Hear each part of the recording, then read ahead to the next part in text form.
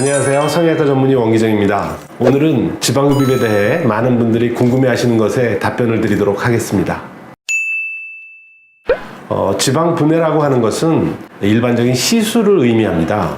지방분해 주사라던가 카복시라던가 그런 시술을 통해서 지방세포를 분해함으로써 우리 몸매를 관리하는 프로그램을 얘기하는 것이고요. 지방흡입은 수술에 속합니다. 그래서 지방을 우리 몸으로부터 파괴 분리해서 흡입해내는 과정을 얘기하는 것인데요. 지방 분해와 지방 흡입을 비교를 해보면 그 효과 면에서 현격한 차이가 있습니다. 따라서 큰 효과를 기대하시는 분이라면 지방 흡입 수술을 권하는 것이 요즘의 추세라고 볼 수가 있겠습니다.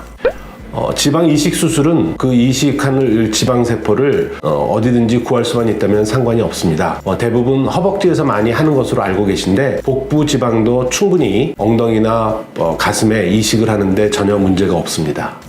보통 지방 흡입 수술은 그 깊이가 그렇게 깊지 않기 때문에 회복하는 데는 다른 수술에 비하면 굉장히 빠른 편입니다. 지방 수술을 한 다음 날부터도 일상생활은 충분히 가능하시고요. 한 열흘 정도 지난다면 조깅이라던가 가벼운 운동도 얼마든지 가능합니다. 네, 근육은 전혀 손상이 없습니다. 지방 흡입은 우리 피하 지방 중에서 심부에 속하는 심부 지방을 주로 뽑는 것인데요. 만약에 피부나 근육에 손상을 준다면 그것은 수술이 잘못된 거라고 볼 수가 있고요. 근육 손상은 전혀 없다고 생각하셔도 될 것 같습니다.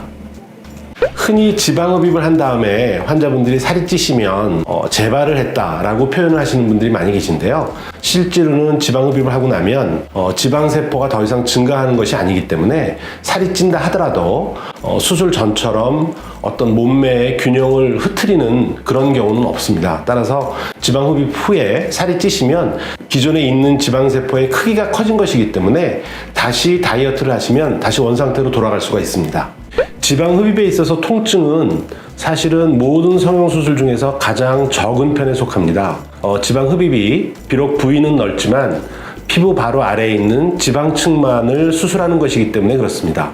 우리가 통증을 많이 느끼는 것은 근육이나 뼈를 손상받았을 때 가장 통증을 많이 느끼고요. 지방층이나 피부에 손상을 받았을 때는 통증이 그리 심하지 않기 때문에 지방 흡입 수술은 성형수술 중에서 통증이 가장 적은 수술에 속합니다.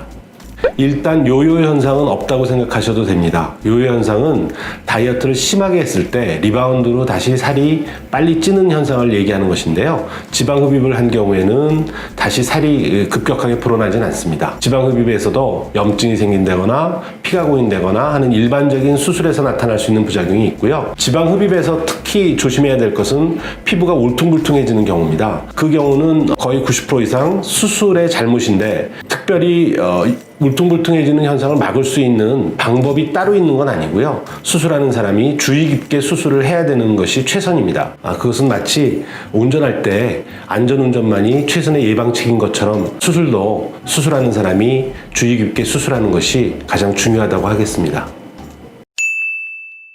네, 오늘은 이렇게 지방흡입에 대해서 궁금하신 것들에 대해서 답변을 해드렸습니다. 추가로 궁금하신 질문사항은 댓글로 남겨주시면 답변해 드리도록 하겠습니다. 그러면 다음에 더 유익한 정보로 찾아뵙도록 하겠습니다. 감사합니다.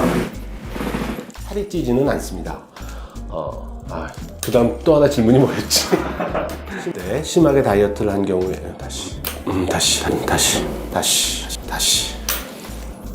다시 합시다. 네.